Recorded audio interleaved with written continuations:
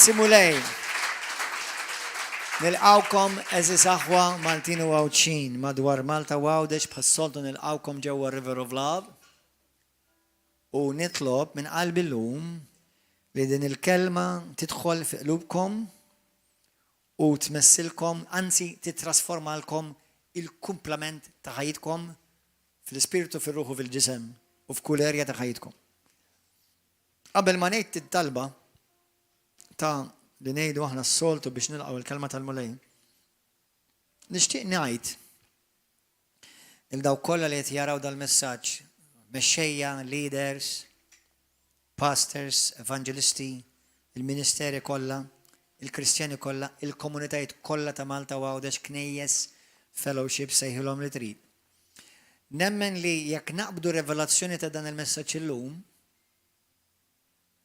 nemmen li hija risposta għal qawmien spiritwali għal pajjiżna u għad-dinja. Daqshekk huwa powerful.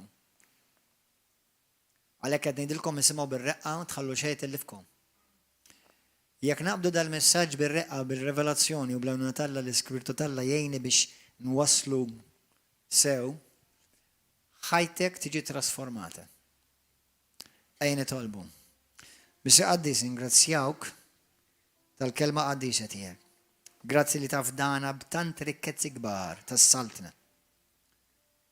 Għatina revelazzjoni tal-kelma tiegħek li llejla ħa nisimgħu tant prezzjuża. Iddikjaraw li qatt iktar ma nibqgħu l-istess iktar wara dan il-messaġġ. Ma nkomplu niġġeddu niġu trasformati iktar dejjem biex nixbħu dejjem il-Sina Ġesu Kristu. Għal-glorja tiegħek missier. Amen. Morru fil-ktib ta' Ġenesi, kapitlu 3. Illum nixtieq inkellimkom kif jiena u inti nistgħu noperaw fil-glorja t'Alla jekk aħna naqbdu r-revelazzjoni tal-qawwa tad-demm. Il-qawwa tad-demm ta' Kristu u l-qawwa tad-demm li Alla jirrevela bħala revelazzjoni fil-kelma. Aħna nafu l-istorja minn ktib ta' Ġenesi li Adam u Eva dimbu u skont Rumani 3 vers 23 il-bnedmin kollha dimbu magħhom bħalma tgħid Rumani 5 vers 15 li meta dimbu, meta l-bniedem dineb tilef il-glorja. Aħna nafu il-glorja tkellim ftit ilu għamil xi messaġġi fuq il-glorja. Il-glorja hija t-tjubija t'Alla, il-qawwa t'Alla, r-rikkezzi t'Alla, il-preżenza tan-natura tanġibbli manifestata t'Alla. Dan li kienu jgħixu kontinwament bla waqfien Adam u Eva fih. U meta dimbu tilfu ħafna affarijiet, privileġġi, barkijiet. Imma ħansemmilkom xi ftit, 5-6 ħaġa. Number 1, tilfu il-pożizzjoni ta' favur, tilfu il-pożizzjoni favorevoli quddiem Alla. Tilfu iċ-ċavetta jew iċ-ċfivet jekk tgħidilhom hekk ta' awtorità u dominju u qawwa li kellhom ma' Alla, tilfuh kollu. Tilfu mela tilfu l-pożizzjoni fejn kienu ma' Alla. It-tieni tilfu l-awtorità u d-dominju li kellhom fuq il-kreazzjoni kollha biex issa huma jiġu suġġett tal-kreazzjoni kollha. Dak li kellhom awtorità fuqu kellu awtorità fuqhom. 3. Tilfu l-identità ta' ulied. Tilfu l-identità ta' iben u bint u saru skjavi. Tilfu saħħithom għax bdew jimordu u il-mard beda jaħkimhom. Tilfu il-ħajja immortali. Alla ħalaq il-bniedem biex ma jmut qatt fil-spirtu, fil-ruħu, fil-ġisem. Meta daħal id-dnub, tilfu l-immortalità u mietu. Tilfu l-paċi, ix-xalom. Tilfu x-xirka perfetta li kellhom ma' Alla u xejn ma kien hemm jiffridhom. Dawk affarijiet li tilfu. U meta tilfu da kollu, l-ewwel ma naraw hija lil Adam fi ktieb ta' Ġenesi 3 u l-Eva jindunaw li huma arwanin. Mikxufa. Once li dimbu, ġew imnezza arwanin. U kif ġew imnezza arwanin u tilfu l-glorja u dak kollu l-privileġġi, l-ewwel ħaġa ma għamlu Adam u Eva huwa li ipprovaw vers 7 tgħidlek u nfetħu għajnihom u t-tnejn intebħu li kienu arwina u ħietu fl-imkien madwarhom ħwejjeġ tat-tin u minnhom għamlu il-biss. Provaw jikkompensaw dak li tilfu, dak li kienu kontinwament komdi fih, beżaw minnu. Qatt ma kienu beżaw minn Alla, once li dimbu, daw jibżaw.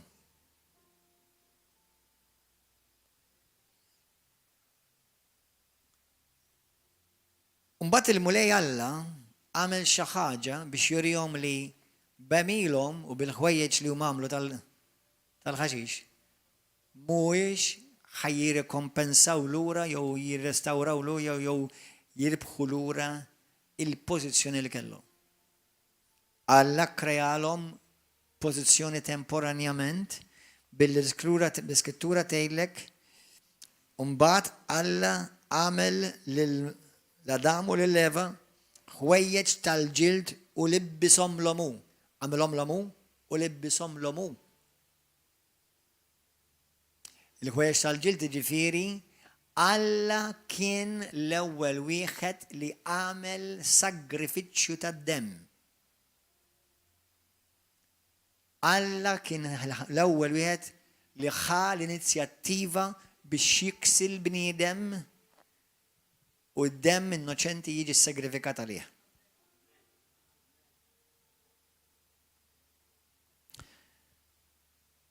ħafna minn nies, ovvjament jiena u int inkluż, aħna dejjem qed nikbru fl-għarfien u fir-revelazzjoni. Waħda mill-mistoqsijiet li jiena kont insaqsi fil-bidu, meta kont Kristjan, u ħafna li jsaqsu, edu allura la Alla kien jaf li ħajdimbu. We are talking about a love story here. Alla ta' mħabba li jiena u inti l-karawet ta' moħħna mhux ħajfmu? Imma Alla iva kien jaf diġà li ħajdimbu. Infatti tant kien jaf li jara xejn l-Iskrittura. Fl-Apokalissi kapitlu 13, vers 8 tgħidlek. Lil-ħaruf Alla ġie maqtul sa meta? Tisjis, ġifieri mill-bidu tad-dinja. Ġesu ma ġiex is-sagrifikat fuq is-salib l-ewwel darba, kien ġie is-sagrifikat mill-bidu tal-kreazzjoni. L-ewwel Petru 21 tajt u kien ippredestinat minn qabel sa ma saret id-dinja. Imma der jew immanifesta f'daw l-aħħar ta' żminijiet minħabba fikom. Waqt li Alla kien jaf li Adam u Eva u l-bniedem ħajdembu kontra tiegħu, meta dembu ma kien sorpriż għax kien diġà ra u minn qabel ipprepara sagrifiċċju għalihom. Kristu kien is-sagrifikat qabel dembu. Ġesu s-sagrifiċċju u t-tixrid tad-demm kien diġà ppjanat qabel ma dembu. Alla mhux jaqbdek il-ġuħ u mbagħad jipprovdek tiekol, Alla jipprovdilek tiekol u mbagħad jaqbdek il-ġuħ.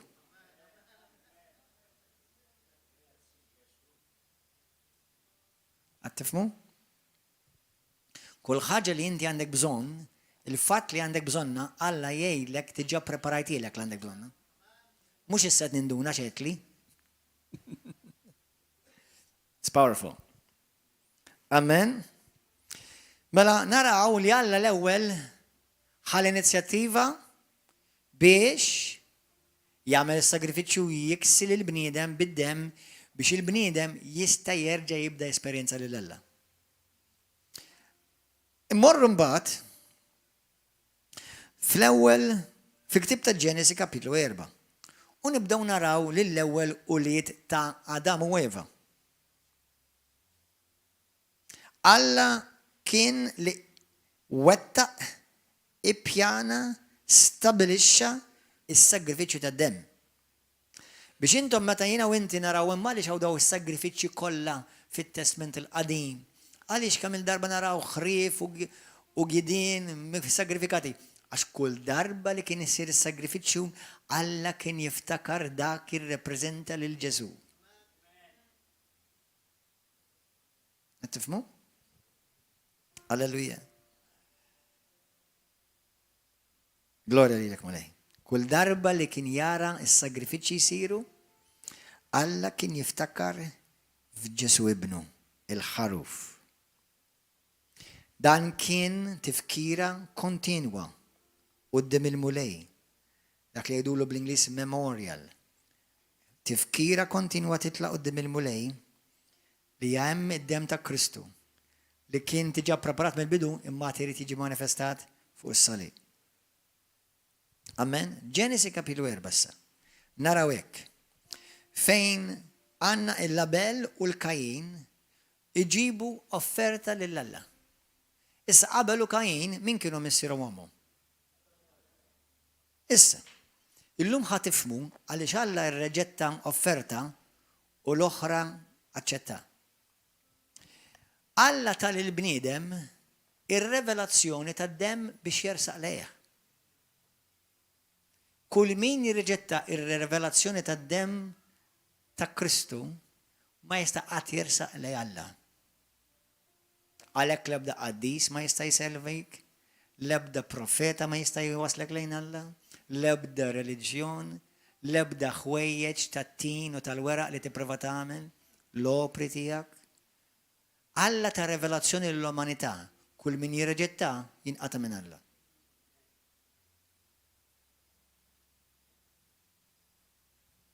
Għalhekk inti dejt imma jiena raġel tajjeb. M'hemm bżonn inkun ta' Kristu, m'hemm bżonn niġi l-fellowship, m'hemm bżonn inkun Kristjan.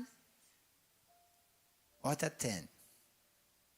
Naf li ħafna ovvjament mhux qed ngħidlilkom imma hemm ħafna nies qed jisimgħu fuq l-internet u t-televiżjoni u l-mulet jipprova jgħallmek biex inti tifhem għaliex qatt ma tista' ssalva mingħajr id-dem. Għal min għandu qalbu miftuħ għal-verità, hopefully il-Kattolċi jifmu għaliex qatt ma tista' tmur quddiem Alla permezz ta' Marija. Permezz tal-Papa, permezz tal-Isqof, permezz tal-qaddisin kollha poġġihom kollha fl-istess pakkett. Għaliex id-dem biss tal-ħaruf jista' jpoġġik quddiem Alla f'post favorevoli.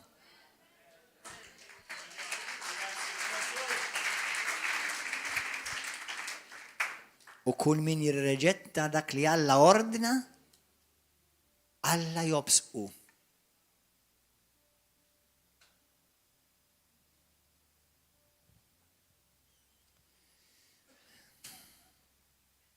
Ġenesi 4, vers 4. Ġara wara li xi żmien li Kajin għamel offerta mill-frott tal-art lil mulej u Abel offra wkoll u mill-bikri tal-merħla tiegħu u mill-grass tagħhom u l-mulej ħares lejn Abel u l-offerta tiegħu oġbitu. Imma lil Kajin irreġettah. Għaliex ħafna min-nies ma jifhmuhiex di, infatti għamil ħafna żmien ma nistax nifhimha jien, imma għaliex mhux itnejn jafru xi ħaġa għaliex. Għaliex Alla mill-bidu irrevela li l-mod li tersaq lejja huwa bid-dem tal-ħaruf. U meta Kajin ġablu l-frott tal-art, ftakar x'qal Alla, l-art hija misħuta. Għax id-dem fih hemm il-ħajja. Ara x'insult kien għal Alla li Kajin iġiblu xi ħaġa misħuta. Tifhmuha? Huma daw l-affarijiet kienu jafuh. Għax ovvjament Adam u Eva għalulhom il-Kajin u l-Abel kif għandhom jersqu lejn Alla. Fil-ktib tal-Lewd kapitlu 4, kapitlu 11 vers 4, Alla kien pleased, kien kontent bl-offerta li ġab Abel, għaliex il-Bibja tgħidlek li ġaba bil-fidi. Għalhekk ma tistax toġob il-Alla binajr fidi. Fidi fiex? Fidi fid-dem ta' Kristu. Alla jaċċetta biss l-umanità fuq bażi ta' dem. Fil-ktib ta' Ġenesi kapitlu 7, tgħidlek hekk minn vers 1 sa 2 jarawha. Aħna nafu li meta Alla sejjaħ il-Noa biex jibni l-arka, ħafna minna minn għalina jiena wkoll għandi l-arka tat toys,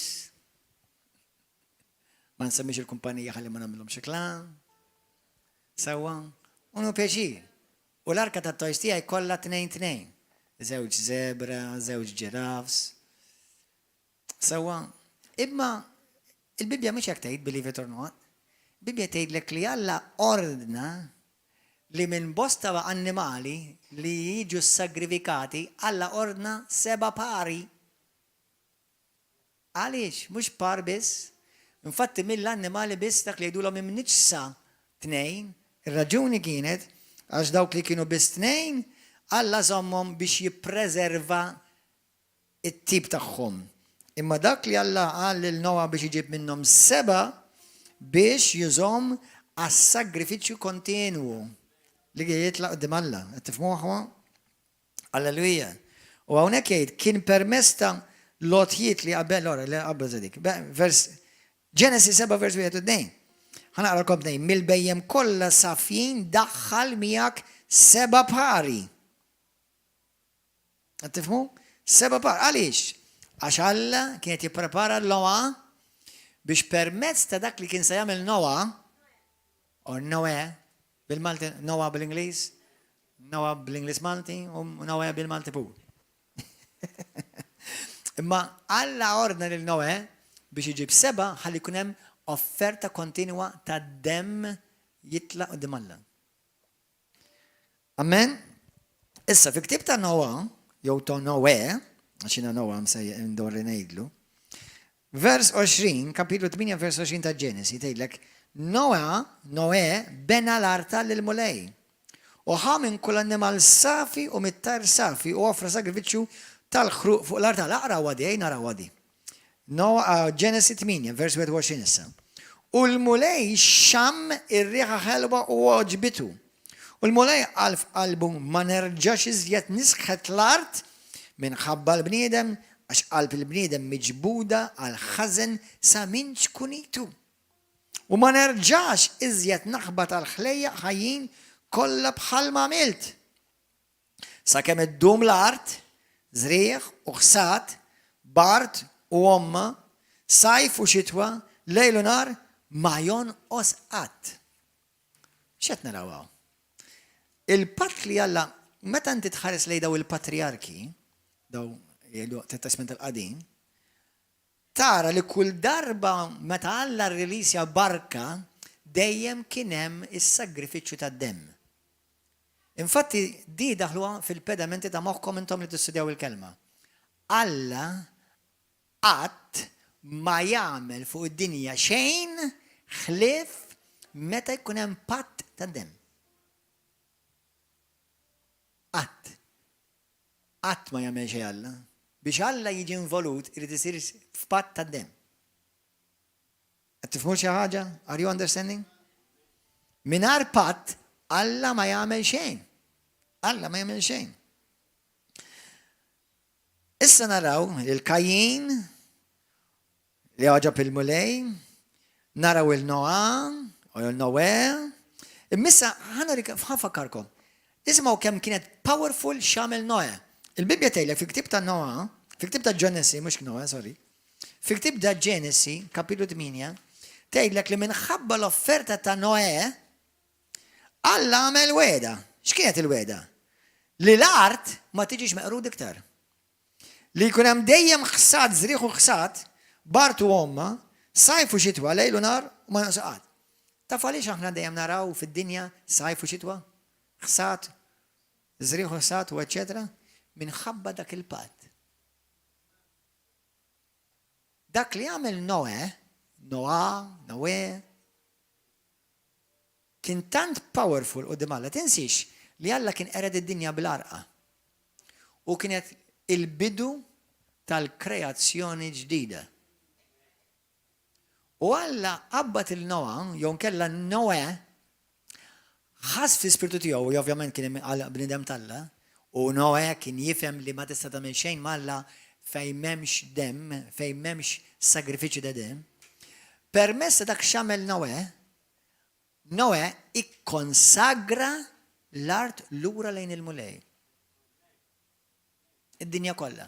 X'għamel Noè għadna ngawdu minna sal-lum. Ġieli rajtu għadi? L-istaġuni li Alla wieħed lil Noè għadhom isaħħu sal-lum. Li tiżra u taħsad għadhom isaħħu sal-lum. Amen? Sakemm idum l-art. Jiġifieri din hija barka li ġiet permezz ta' sagrifiċċju ta' dem. Ġenesi kapitlu 8 vers 20. Issa ħammorru għal Abram. Mela sissa naraw li dak li sar permezz ta' sagrifiċċji ta' dem ikkondizzjona u garantixxa li d-dinja tibqa' mbirka. Li d-dinja tibqa' protetta. Li d-dinja ma tiġix iktar misħuta. Intom kontu tafu li Ġesu ġej għad-dinja wkoll? Amen? Mela l-offerta ta' Noè ippreservat id-dinja sal-lum il-ġurnata. Permezz ta' xiex? Permezz ta' qawwa tad-dem li saret u l-istaġuni ġew stabbiliti u qatt minhom ħajjiġu mibdula. Kulħadd jgħidlek hemm qawwa fid-dem tal-patt. Xi darba id-dem ta' Kristu ħajjeradika kompletament dak kollu li ġi miżruħ fuq din id-dinja tad-demonju. Xi darba id-dem ta' Kristu ħajnadda fid-dinja totali u bħalma naraw fl-Apokalissi li permezz tad-dem ta' Kristu permezz tad-dem tal-ħaruf elbu lix-xitan. Fil-ktib ta' Ġenesi kapitlu 12 issa, din hija importantissima, Ġenesi 12, naraw il-Abram, għadu ma sarx Abrahama. U Abram qasam l-art tas-sakitwarju vers 6. Ta' Sikem sal-balluta ta' Mori u dak iż-żmien kien hemm il-Kananin fl-art u l-mulej der lill-Abram u qallu lil nislek qatt nagħti din l-art u hemm bena artal lill-mulej li kien derlu. Min hemm telaq lejn il-muntanja fuq in-naħa tal-Vant u ta' Betel u waqqaf l-arix tiegħu hemm jiġifieri t-tinda fejn jgħix, Betel fuq il-punent u Għajn fuq il-Vant. U bena hemm artal il-mulej u sejjaħ l-isem il-mulej. X'għamel Abram? Meta Alla ħarġu mill-poplu tiegħu u mill-pajjiż tiegħu li kien mimli idoli, kif daħal fl-art tiegħu, Abram l-ewwel ma għamel huwa ikkonsagra dik l-art bid-dem. Meta naraw bena altar, tfisser li Abram, tinsix Abram qed jikkopja x'ġemalmu l-antipatri, l-antenati ta' qablu, eżatt. Ħanaraw il-Iżak, x'għamel Iżak. Il-ktib ta' Ġenesi kapitlu 26, naraw Abram issa, Iżak u Ġakob. Iżak, 26 vers 23. U minn hemm tala Birsaba u derlu l-mulej bil-lejl stess qallu, jien Alla ta' Abram missierek la tibżax għax jien miegħek u jien imbierkek u nkattar nislek minħabba Abram. Missierek il-qaddej tiegħek. Ara x'għamel Iżak. Hemm Genesis 26-23. Hemm bena artal u sejjaħ li sem il-mulej. Xud minnkom forse tgħidli ma issa mhux qed naqbada kif tapplika għalina di għallum. Dal-wad ngħidlek. U hemm waqqaf l-arix tiegħu. Mela l-arix u l-artal. L-artal u l-arix. L-arix jiġifieri fejn hemm fejn joqgħod id-dar tiegħek. Alleluja. Issa, din hija xi ħaġa importanti li jiena u inti għandna bżonn nifhmu. Id-demm tal-patt huwa dak li jittriggerja, dak li jattiva il-barkit tal-Alla. Il-barkit tal-Alla ma jistgħux jiġu attivati f'ħajtek fuq il-ħajja ta' ħadd fid-dinja fejn m'hemmx id-demm. Fejn m'hemmx is-sagrifiċċju tad-demm, m'hemmx barkit. Għax il-barkit jiġu dejjem permezz tad-demm. Il-wedid tal-Alla dejjem jiġu rilisjati fuq l-umanità fejn hemm id-demm. Għaliex? Għax id-demm jirrepreżenta patt. U Alla ma jagħmel xejn mingħajr patt. Alla ma jagħmel xejn, kulħadd jgħid. Alla ma jagħmel xejn fejn m'hemmx patt tad-demm. Il-qawwa tad-demm din hija powerful issa. Issa nibdew nifhmu daqsxejn iktar. Hija l-qawwa tad-demm tal-patt li tattira il-qawwa tal-Ispiritu Santu. Nerġa' ngħidha di. Hija l-qawwa tal-patt tad-demm li tattira l-Ispiritu Santu. Qed tifhmu? Aħna llum napplikaw id-demm ta' Kristu bil-fidi. Kulħadd jgħid, kuljum. Kuljum. Issa, l-antenati kienu jafu daw l-affarijiet bir-revelazzjoni minn Alla. Jiena u inti llum għandna l-kelma tal-Alla. Fil-ktieb ta' Ġenesi 26, mela rajna l-Iżak, issa ħammurru ħanaraw il-Ġakob. Ġakob kien jismu mibdul. Tifhmu x'jismu issa? Kien jisar jismu Iżrael. Imma Alla der lil Ġakob ukoll. Ġenesi 33, ara xi tgħid. Vers 18-29 ħanaqralkom minn vers 17. U wara u xtara b'mid-biċċa flus dik il-biċċa tal-alqa. Fejn kien waqqaf il-kamp tiegħu minant Ulid Ħamor mis-Sir Sikem. Hawnhekk wara li Ġakob mar fl-art il-ġdida. Mar l-art li Alla urih. U waqqaf altar u hemm semmih Elohei Izrael. Għal Alla ta' Izrael.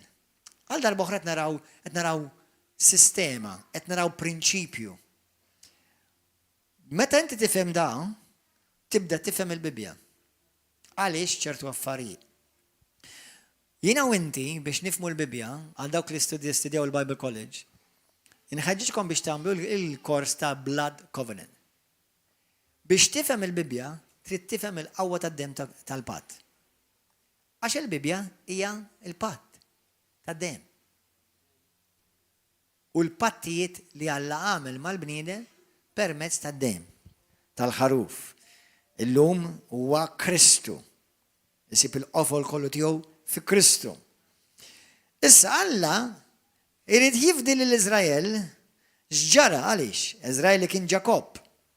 Għax Izrael wara li, jew Ġakob għalissa ħanidu wara li Alla derlu, naraw li il-poplu tal-Alla nesa l-patt. Taf jiġrallu meta nesa l-patt? Daħlu fi skjavitu. 400 sena skjavitu. U saru skjavi tal-għaddu tagħhom. Ħanerġa' ngħidha. Mingħajr il-patt tad-demm issir skjav tal-għadu tiegħek. Skjav tagħmel dak li jrid hu. Tagħmel dak li jrid l-għadu. Jekk tinsa l-patt ta' dejjem. Skjaf jagħmel minnek l-għadu. Wara 400 sena, Alla jerġa' jieħu l-inizjattiva u jkellem il-Mosè. U Alla jintroduċi lilu nnifsu il-Mosè fil-ktib ta' Esodu 12, ara x'jgħid. Vers 13, wara 100 sena issa ta' skjavitu. Alla jisma' l-karba tal-poplu tiegħu. Jibatilhom fed-dej. U biex jibda jopera, ġifieri biex jista' jkollu aċċess legali biex jopera, għamel dan il-patt u jiena nidħol. Għamel dan il-patt, għamel dan is-sagrifiċċju u jien ninvolvi ruħi f'ħajtek. U niwġa neħilsek minn taħt l-iskjavitu, minn taħt id-demonju, minn taħt is-saħta, minn taħt il-mart, minn taħt l-oppressjoni. Involvini f'ħajtek, sejjaħ dak id-dem prezzjuż, attiva dak id-dem u jien neħilsek minn taħt il-ħakma tad-demonju. Gloria lilek Mulej. Ara xejt il-Mulej fil-ktib ta' Esodu 12. Minn fej bdiet it-qarbina, minn hawn tibda tqarbin. Vers 13. Id-dem ikun bħala sinjal tagħkom fuq id-djar fejn tkunu. U jien xin nara d-dem tal-ħaruf nibqa' dej ġifieri, nagħtikom u ma nħalli l-ebda marda ma tiġi teqritkom. Meta jien niġi nidrob l-għar tal-Eġittu. Dak il-jum jkun għalikom jum ta' tifkira u intom tħarsuh bħala festa tal-Mulej. Iżommu dan l-osservanza bħala liġi għal żminijiet kollha li ġejjin sal-lum il-ġurnata. Vers 23. Għax il-Mulej se jgħaddi biex jidrob l-Eġizzjani, imma meta jara d-dem tal-ħaruf mal-blata u l-ġnub tal-bib, il-Mulej jaqbes lil bwiebkom u ma jħallix lil qerriet jidħol jidrobkom fi djarkom. Meta Alla qallhom għamlu d-dem tal-ħaruf u ċabsuh mal-blata tal-bib u mal-koxxa tal-bib. Nibdaw naraw is-sinjal tas-salib. Issa xi ħaġa interessanti wkoll hija ma telkomx. Meta Alla tkellem ma' Iżrael, minnaw nibdaw naraw il-glorja ma' l-poplu tal-Alla terġa' tibda nimmanifesta. Jekk inti trid il-glorja tal-Alla timmanifesta f'ħajtek, dal-messaġġ trid tiklu u tittejxu. Esodu kapitlu 20, isimgħu għadi.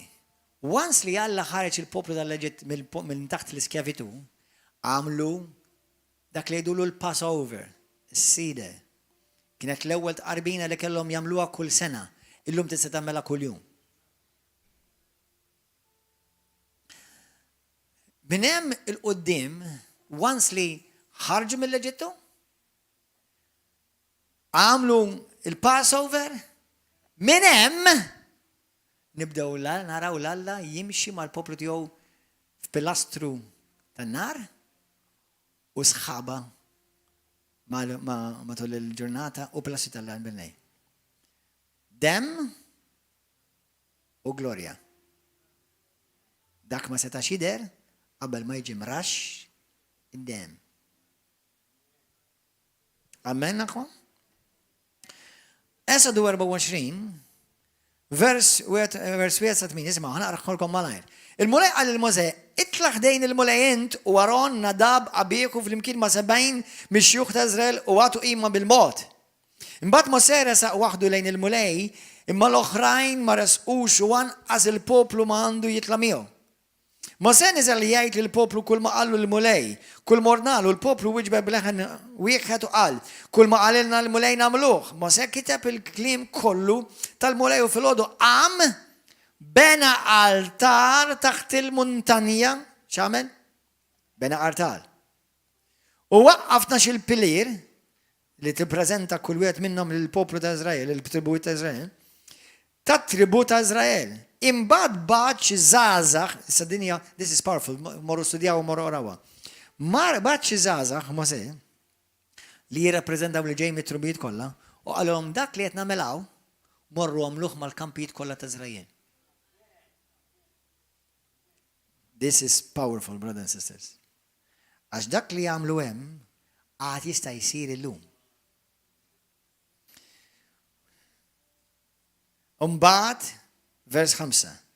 Baċ iż-żgħażagħ minn Ulied Iżrael biex joffru sagrifiċċji u joqtlu aġġiela bħala sagrifiċċji tas-slim tal-mulej, tal-paċi tal-mulej.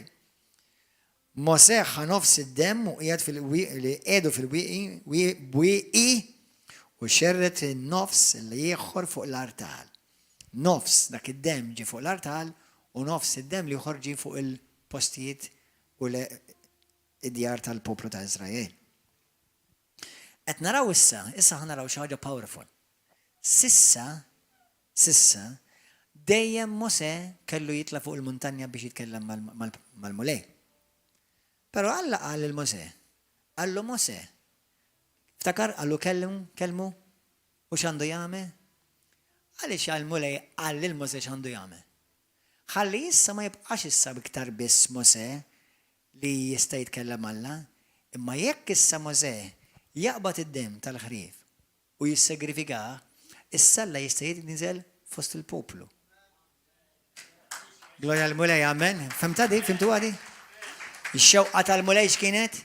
Jirristawra lura il-glorja li l-bniedem tilef. Li jimxi fostna, li jkun miegħek, li titkellem jew wiċċ in b'wiċċ. Grazzi Ġesu. Amen. U mela naraw il-Mosè bena għal dan artal. Ara x'tgħid fil-Ktib tal-Lut, kapitlu 9, vers 19 u 20. Tgħid għax Mosè wara li nida lil poplu l-komandamenti kollha kif titlob il-liġi, ħaddem tal-oġġiela u tal-mos flimkien mal-ilma u bis-suf aħmar u l-frijaj tal-isopu rax l-istess ktieb u l-poplu kollu.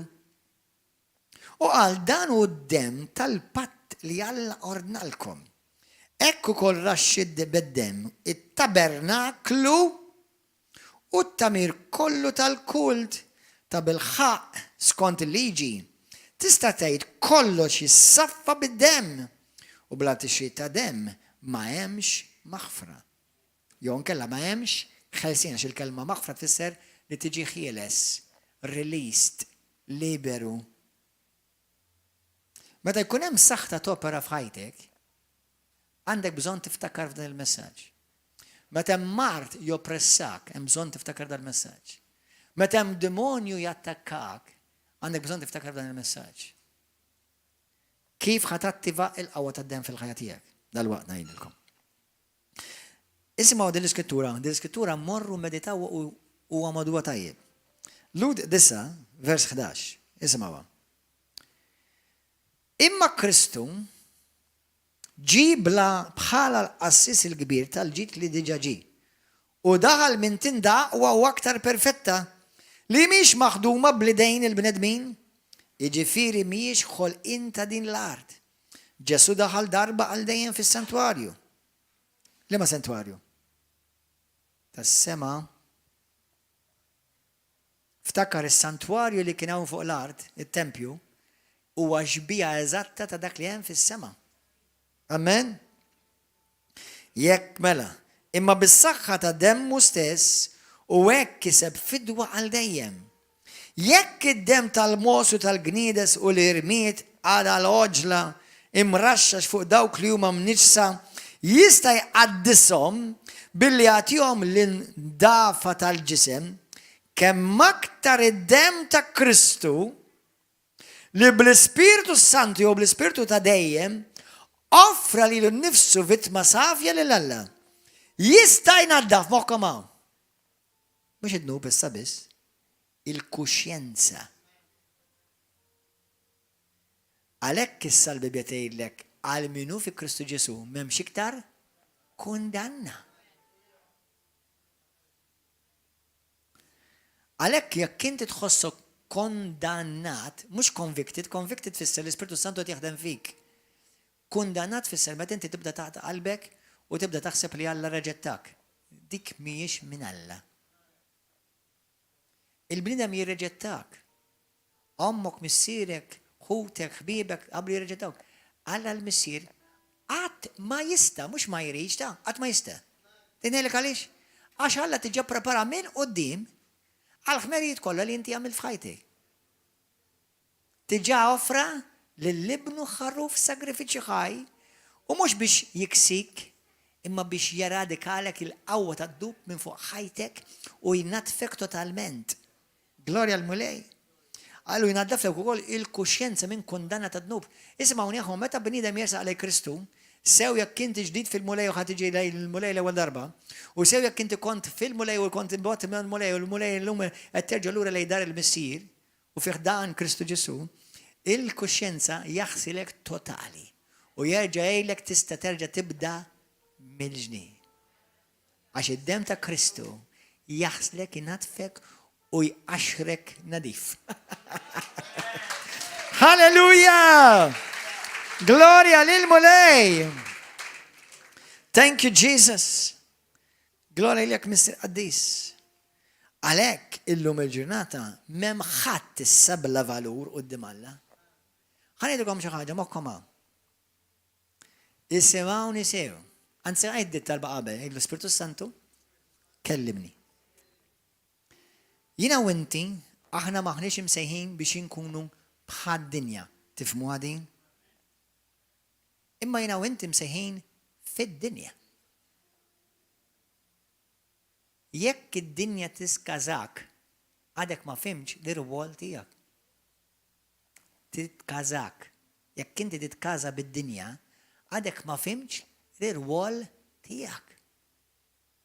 Inti msejjaħ biex ma tkunx bħalhom, mux ma tkunx fostom, jew magħhom ġifieri mhux biex ixxierek ta' biex tkun dawl fidla.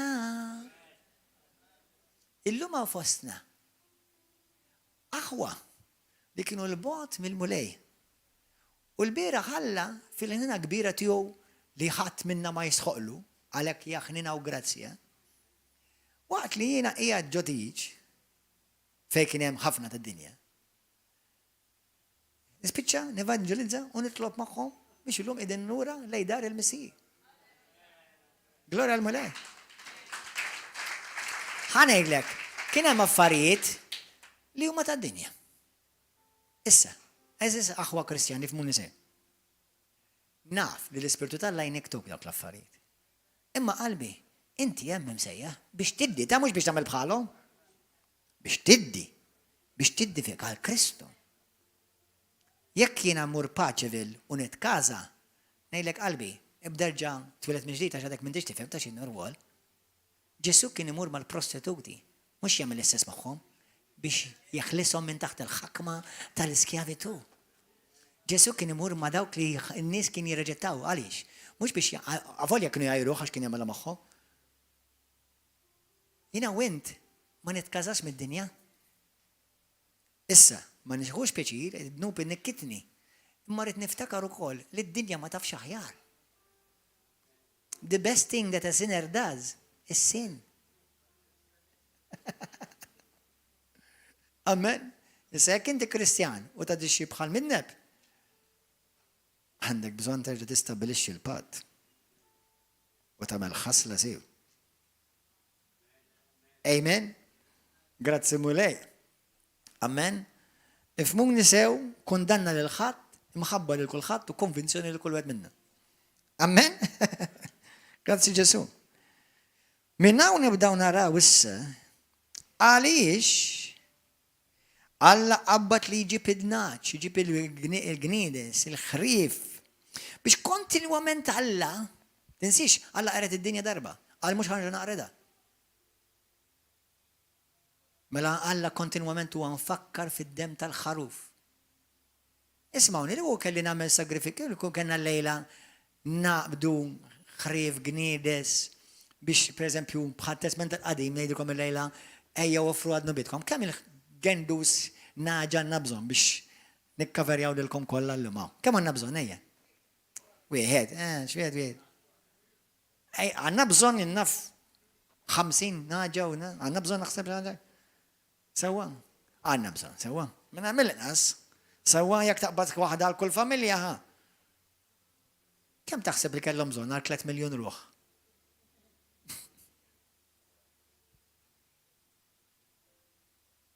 Taħseb li kollha kienu jaqraw il-Bibja u jemorru l-fellowship daw?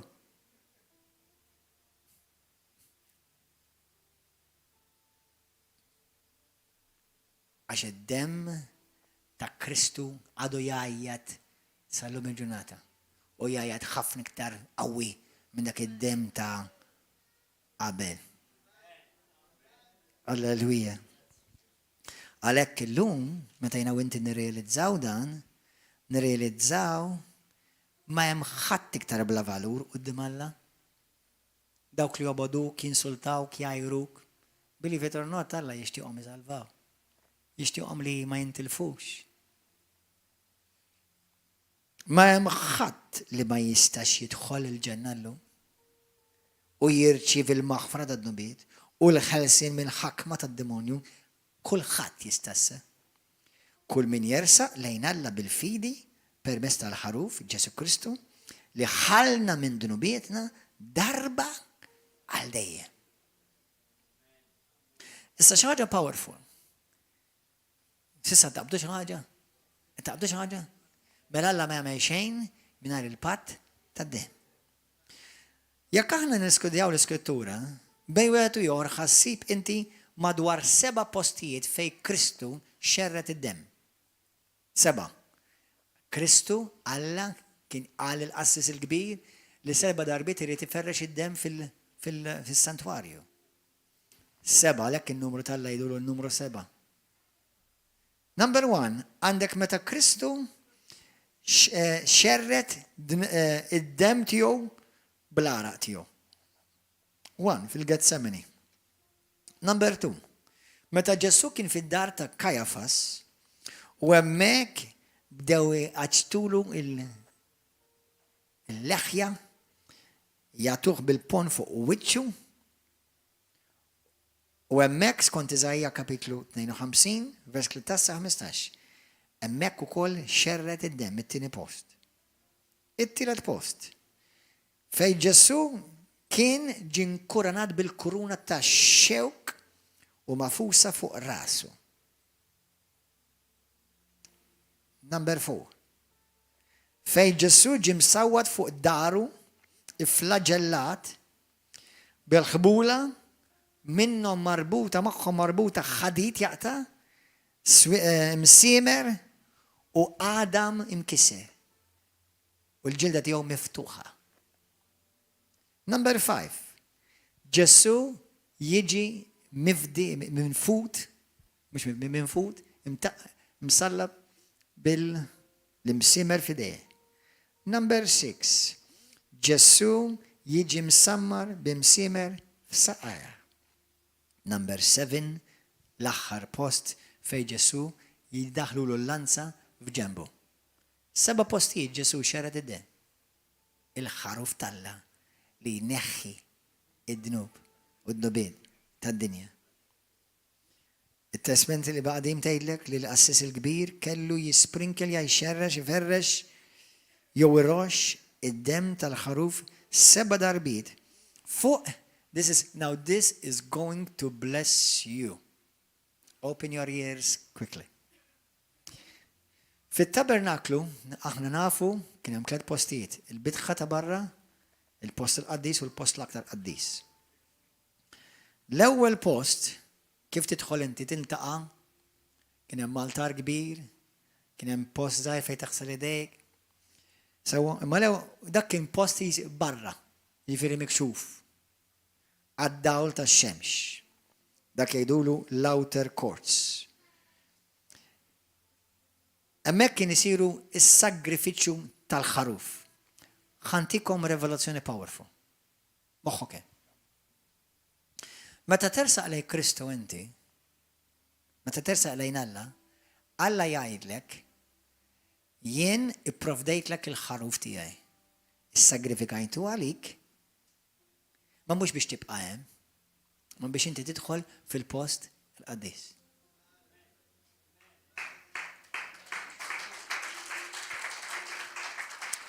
Number one. Moħħokaw. Mela biex tidħol fil-post il-qaddis. ħaruf innoċenti kellu jmut għalik. Biex tidħol fil-post il-qaddis, ħajja kienet tiġi mneħħija għalik. Moħkoma. Issa, il-post il-qaddis, jew the holy place, kienet tinda kamra li kienet miksija berba ġlut, erba lejers ta' ġlut tal-annimali. Immaġinaw da kollu, il-tempju kollu huwa kollu miksi bid-demm. Immaġina dawk l-eluf miljoni ta' nies li kien jġibu il-ħrif kontinwament, kull fej kontara fit-tempju kull imkien demm imxerre. By the way, xaħġa oħra. Id-demm ukoll il-ħaruf u il-tempju kien iddiżinjat fil-forma tas-salib. Kif tidħol? U oġġetti fuq il-lemin u x-xerluk. Kien forma tas-salib. Il-tabernaklu. Kif tidħol inti hemmhekk fl-ewwel post il-qaddis, tibda l-ħajja tal-konsagrazzjoni. Tibda l-ħajja tal-konsagrazzjoni. Ħanedilkom xi ħaġa jibsa. Għal kulħadd tibsa. Darba l-mulej għalijek. Għalli biex inti salvajt u biex tidħol fil-post, fil-tabernaklu, tkun parti mill-poplu tiegħi, jien mit għalik. Però issa biex tidħol fil-post il-qaddis, int trid tmut għalija. Allura ħafna x'jagħmlu? Għadhom jgħixu fil-bitħa.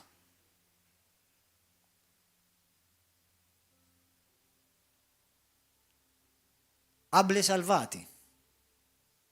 Imma Kristu ma meċċ għalik biex inti tibqa'. Kristu met għalik biex inti tibda tesperjenza il-qawwa tal-Alla, il-glorja.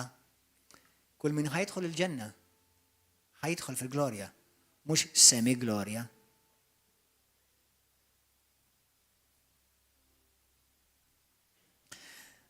It-tielet post issa hawnhekk għandek id-dawl tax-xemx, fit-tieni post għandek id-dawl tax-xemat, il-menora, imma issa għandna problema fit-tielet post m'hemm xemat. Mela kif kien jara il-qassis il-kbir? Kif ħajferrex id-dem? Għax hemmhekk kien hemm dak li jgħidu l-mercy seat bl-Ingliż, dik l-arka, ġieli forsi jekk min rajtu minn ra Indiana Jones. Arka u l-għatu kienu jxervdu id-dem fuq, però kif kienu jaraw? Waqt li hemmhekk qed jimministraw. Issa hemmhekk il-qassis il-kbir li daħal Kristu għalik jirrepreżenta lilek, fejn Alla jsejjaħ lili u lilek. Hemmhekk dlam ċappa. Sakemm jiġi mferreġ id-dem, moħħkom hawn.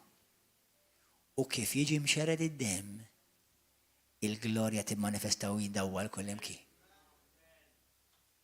U l-kamra l-post l-aktar qaddis intela bil-glorja tal-Alla u l-qassis il-kbir jista' jara.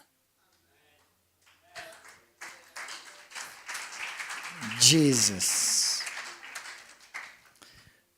Minajr il-glorja ta' Alla, jina wint nimxu arwenin fl-ispirtu. Minajr id-dem ta' Kristu, il-glorja ta' Alla jew ma tiġix, jew titlaq.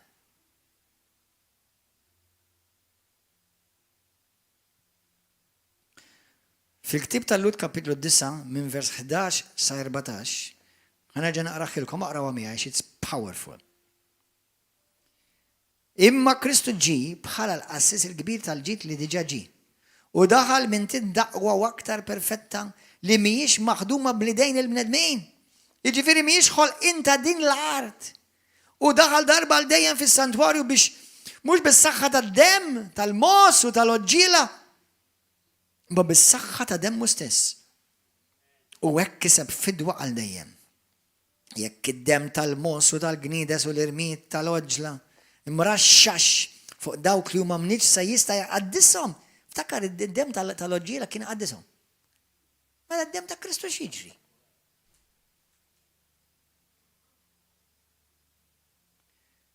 Vers 14. Kemm aktar id-dem ta' Kristu li jista' bl-ispirtu ta' dejjem offra lil nifsu vittma safi l-Alla jista' jnadda fil-kuxjenza tiegħek. Sanna ftit, il-kuxjenza tiegħek fejna?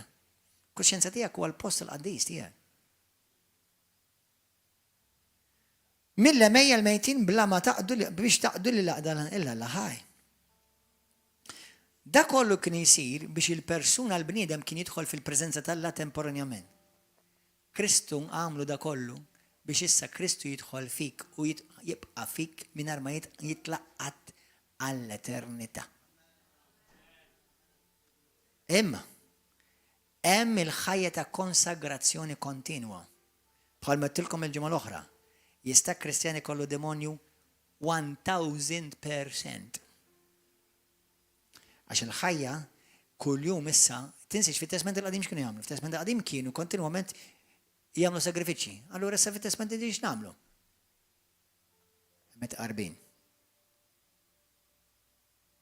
Itqarbin. Li jitla bħala memorja għal dejjem. Il-mejda ta' tqarbin hija l-mejda ta' xedula tal-ħbiberija, tal-rekonċiljazzjoni, lura mal-mulej. U għaw bosta ħafna Kristjani li minn għal-jom li huma Kristjani, pero jgħixu fil-bitħa. U Kristu tisejħilhom għal-kamra ta' ġewwa l-post il-qaddis. Qabli xi minnkom illum jadaw, għandek bżonn dan. Ġessu daħal il-ġenna għalik u għalija, darba l-dejjem, m'hemmx iktar sagrifiċċji issa. Sagrifiċċji jasik. Ġesu, għalhekk ma jisaħħat ikun hemm sagrifiċċju, m'hemm l-ebda profeta tista' tagħmel sagrifiċċju, issa tista' tġib il-baqar u l-oġġiela u l-mos kollha tal-pajjiż għal xejn. Il-ħaruf bistella. Infatti jekk toffri ismawni, bħalma Abel u Kajin, Abel ġablu il-ħaruf għax għandu qedem. Alla ġinsultat meta Kajin ġablu l-aħjar mill-frott, mill-ħaxix. Mela, jekk inti ħaġġib xi ħaġa b'xi emil tiegħek, jew għax kemm nagħti flus, jew għax kemm nejn, jew għax jiena reliġjuż, il-Alla tinsultaħ permezz tad-dem biss. Inti tiġi aċċettat u Alla jan ek miegħu. Halleluja.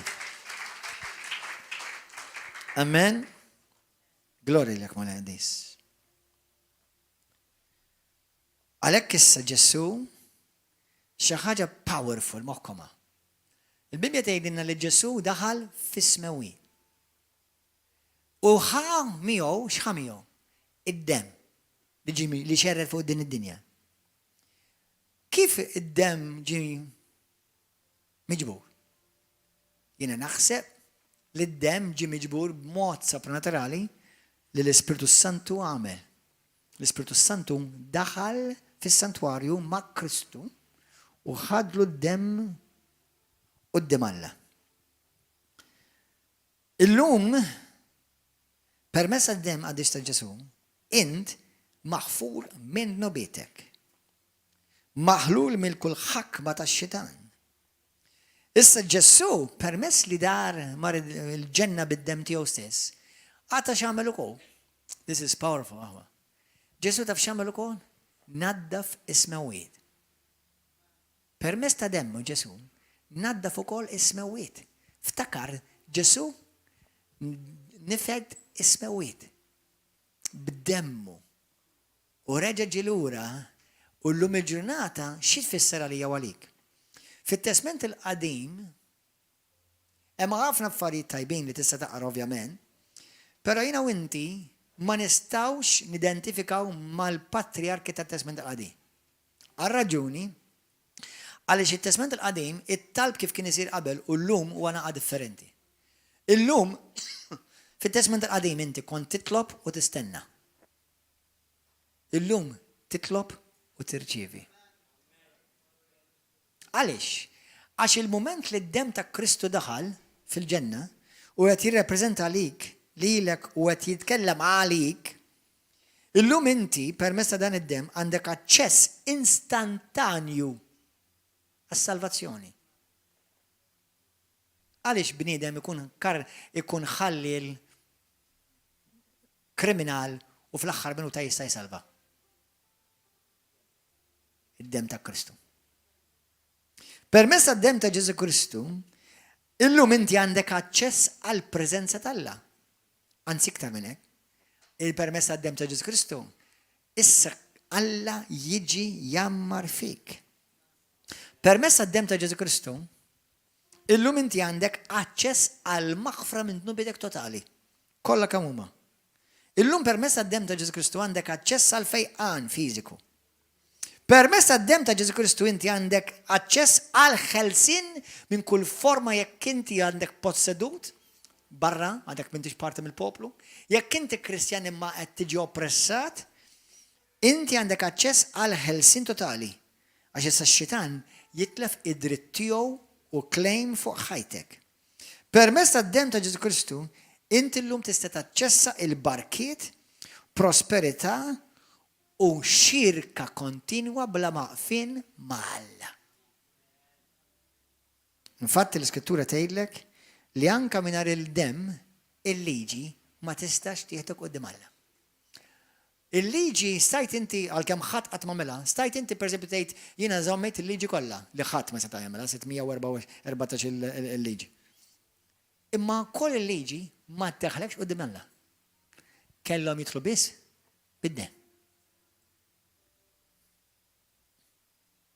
Il-liġi x'tagħmel mela pastor? Kienet fakra klient mid-deb. Kontinwu. Halleluja. Grazzi u taqtalek qalbek. Illum ix-xewqa tal-ewwel li jammar fik u jammar miegħek u li inti tgħix ħaġa waħda miegħu. Grazzi mulej. M'għandekx iktar bżonn iktar tmur fuq il-muntanja għax issa Alla niżel biex jammar fik. Izrael ġie miksi bid-dem ta' Kristu.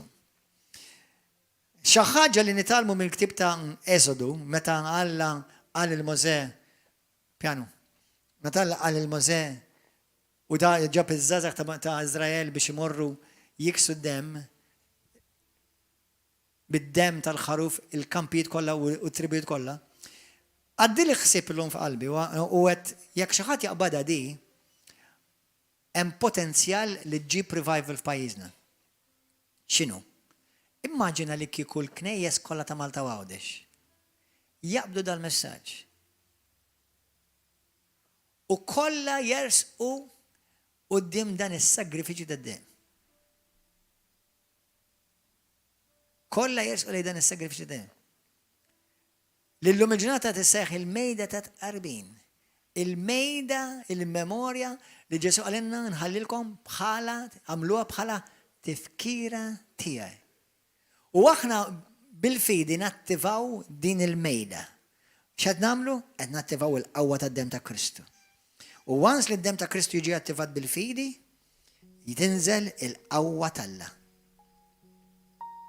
Illum jiena u inti nitolbu biex il-mulejja tina r-revelazzjoni tad-dem ta' Kristu. Biex jiena u inti nerġgħu lura r-restawrazzjoni sħiħa biex nimxu fil-glorja tal-Aħwa.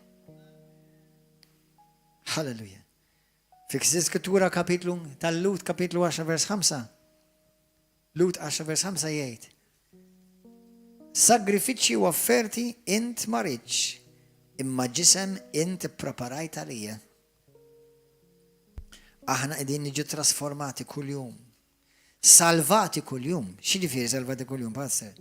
Għax inti salvat instantanju fi spiritu, imma fir-ruħ kontinwament qed tiġi salvat. Ġeddu ħsibijietkom permezz tal-kelma tal-Alla, li permezz tagħha ħsibijietkom ruħkom tiġi jew qed tiġi salvata ġak bi wieħed. Alleluja. Inħeġġitkom kif ħatattivaw da f'ħajjitkom. Itqarben regolari bir-revelazzjoni tal-qawwa tad-dem ta' Kristu. Itqarben regolari. Meta inti tersaq lej il-mejda, tiġi rekonċiljat lura mal-mulej u tiġi rekonċiljat lura ma dak ta' madwari. Itqarben regolari. Tgħidx mhux ħan itqarben għax jien għandi dnub, anzi itqarben u tlob il-mulej jaħfillek dnubietek biex inti terġa' tiġi rekonċiljat lura. Fl-ewwel Pietru kapitlu 1, morru wara malajr. L-ewwel Pietru 1, dal-waqt li s-sjaħ nitolbu ta' ħadtu pjaċir. Itallimtu xi ħaġa? Glorja l-mulej. L-ewwel Pietru 1, isma' xtajt. Pietru apostlu ta' Ġesu Kristu. Jikteb din litra minn Ruma minn fejn kien rid jilħaq l-insara mxerda fl-Asja Minuri, bħala pellegrini f'Pontu, fil-Galazja, fil-Kappadokja, fl-Asja u fil-Bitanja. Mażulin minn qabel skont il-ħsieb ta' Alla li l-missier. Imqazzin bl-Spiritu Santu biex joqogħdu obbedjenza għal-kelma tal-Alla ta' Ġesu Kristu u jkunu mraxxa bid-dem ta' Kristu. Lilkom il-grazzja u slim bil-kotra. Aħna kontinwament qed niġu maħsula bid-dem ta' Ġesu Kristu.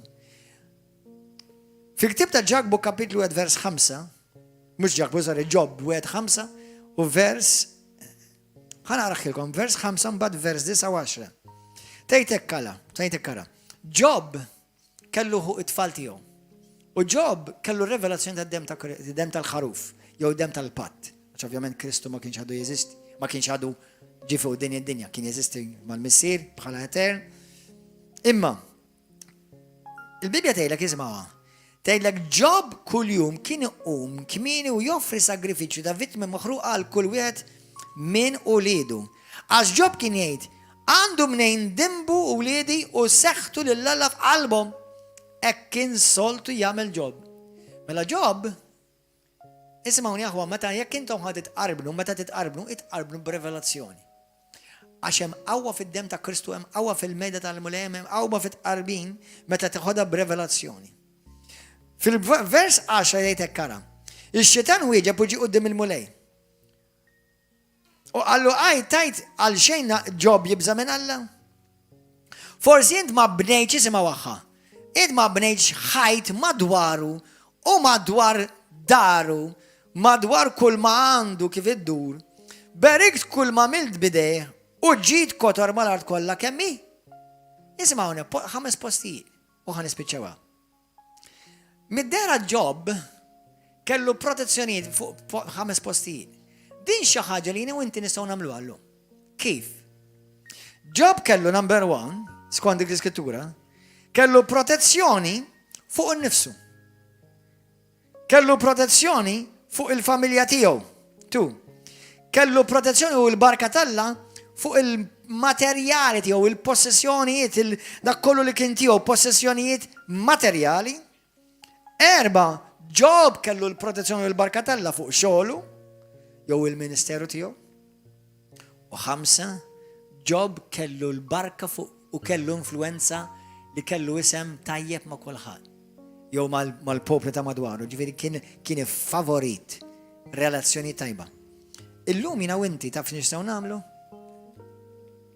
Kuljum inħeġġek biex inti titlob il-protezzjoni tal-Alla fuqek kuljum billi troxxi d-dem ta' Ġesu Kristu fuqek kuljum.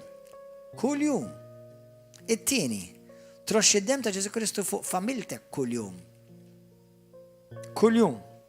It-tielet, troxxi d-dem ta' Ġesu Kristu bil-fidi fuq id-dar tiegħek, il-karozza tiegħek, dak kollu li huwa tiegħek.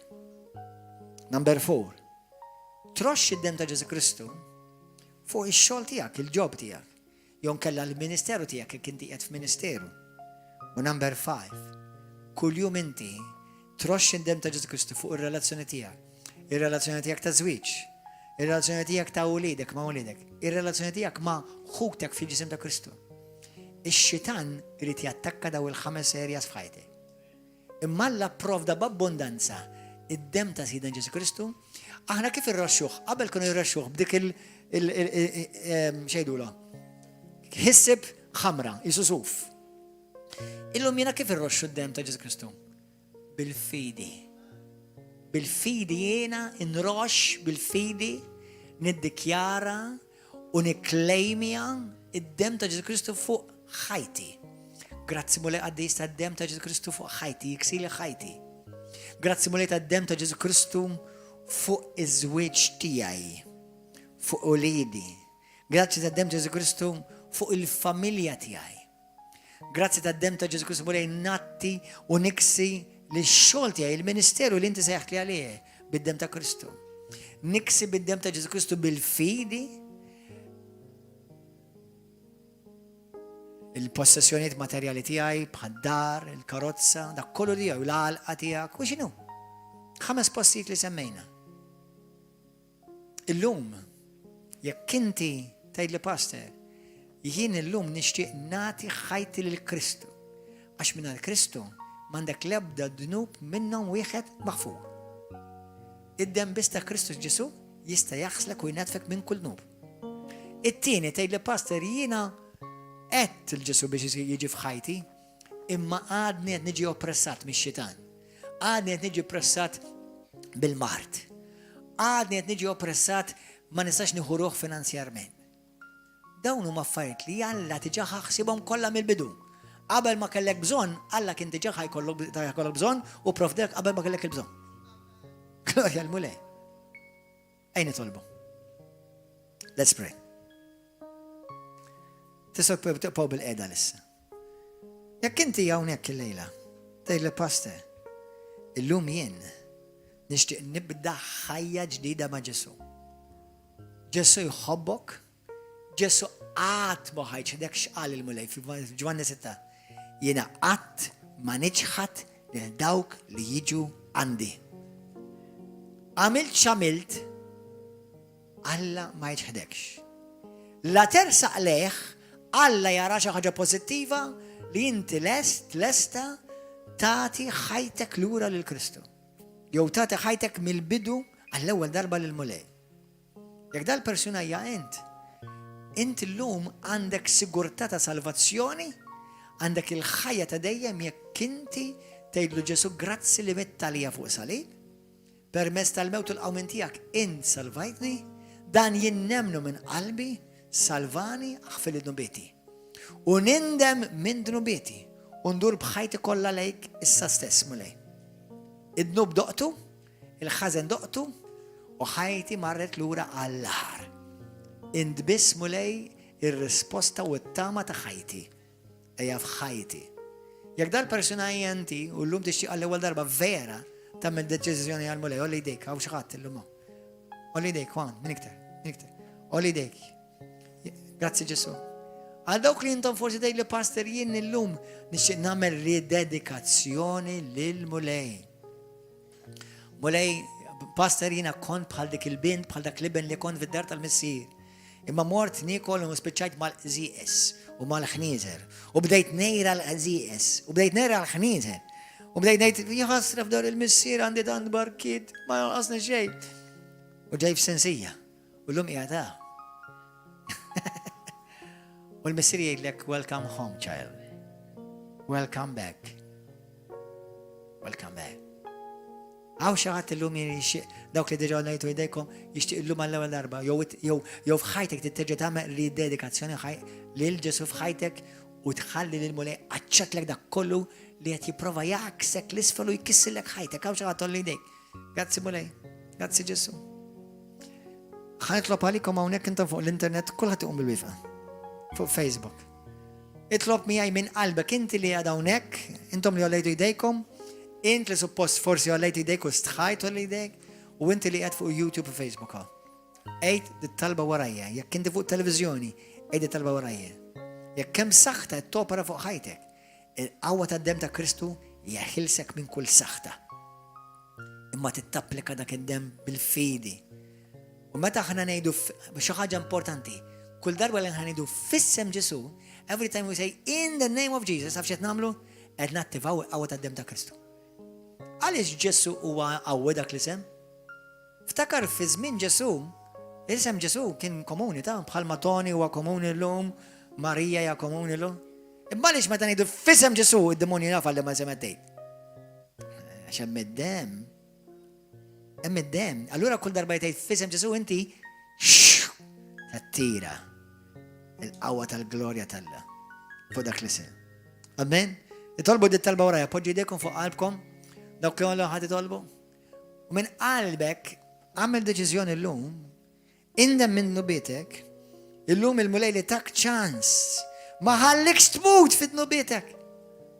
Kamma tajjeb il-mulej? Ma ħallikx tmut il-bot minnu. Ma għalx issa nasini, issa nasitni minn sejt kan kam għamilt maħħa, jew kam għamilt miegħu. Alla jibqa' jiftakar f'dak id-dem li u d-dimu jajat, ħenna li għamissir, ħenna li għamissir. Ftakar fid-dem li ġerrit li jien. Halleluja. Edi talba warajja minn qalbek issa stess. Idlu missi qadis. Grazzi tal-messaġġ tal-kelma tiegħek li timlini bit-tama u kuraġġ. Grazzi li inti qatt ma ċħadtni u qatt ma warrabtni. Għalkemm stajt kont jien li warrabt lilek. Imment qatt ma warrabt lili. Illum niġi għandek missi qadis. Fissem Ġesu Kristu. U naf li minħabba ta' id-dem prezzjuż u glorjuż tal-ħaruf, illum hemm maħfra għalija, hemm ħelsin għalija, hemm fidwa għalija, hemm bidu ġdid għalija. Ġesu hawn jien kif jien, aħdem fija int mulej, għamel minni dak li trid int mulej. Ġesu, jiena nindem minn dnubi, nindem mill-ħażin li jiena għamilt. Avolja jien ċħadtek imment qatt ma ċħadtni mulej. U llum minn qalbi ngħidlek skużani, aħfilli u aħsilni issa stess b'dak id-dem prezzjuż u glorjuż tiegħek Ġesu. Imlini issa stess bl-Ispiritu Santu u la tħallini qatt nitilqek mulej. La tħallina qatt nidbijat minnek mulej. Għax jien dajjef, jiena dajfa. Għandi bżonnok fil-ħajja tiegħi. Opera jien bil-qawwa tiegħek u erġa' mlini bl-imħabba tiegħi l-ewwel imħabba. Erġa' restawrari lura fil-pożizzjoni tal-glorja li jien tlift meta abbandonajtek. Grazzi mulej. Illum jien ta' Ġesu Kristu. Illum jiena niċħat minn qalbi kull seta ta' demonju, niċħat minn qalbi kull dnub, kull ħmiċ, kull perverzjoni, niċħada minn qalbi mulej. Il-ħazen li għamilt niċħdu minn qalbi fi Ġesu Kristu. Illum id-dem ta' Ġesu jaħsilni, inaddafni u jifdini. Mulej qaddis, grazzi tal-li salvajtni, grazzi tal-li erġajt aċċettajtni l-ura fi ħdanek missier. Millum il-qoddim irrid insir nafek aktar u nesperjenza l-qawwa tal-qawmin tiegħek għall-glorja tiegħek missier f'isem Ġesu Kristu. Amen. Halleluja. Għadu ċabċipa lil-mulej. Grazzi mulej. Nafu li l-mulej timissi l-aħwa bħalissa. Daw kollu li fuq YouTube, televizjoni u Facebook, il-baċi ma'kom. Jekk intu btiduk tarejja għada fil-ħodu jisimaw għawna fl-10 ta' fil-ħodu. Bqija narawkom il-ġimgħa d-dieħla għandna meetings it-3 u l-4 fis-7 ta' filgħaxija ma' mistiden speċjali u mbagħad nerġgħu fil-weekend. Il-paċi ma'kom, jekk inti dik it-talba llum ejja u ejja naqgħod magħna